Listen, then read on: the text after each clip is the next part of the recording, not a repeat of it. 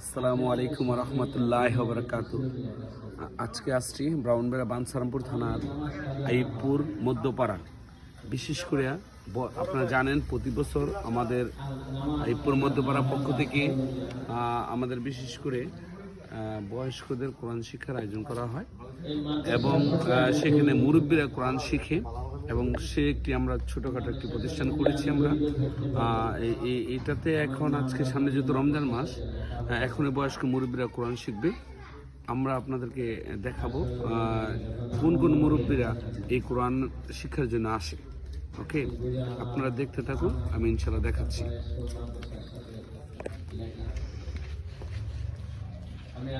আল্লাহ কবুল করেন, আল্লাহ কবুল করেন, আমিন। আল্লাহ মর্যাদা দান করেন।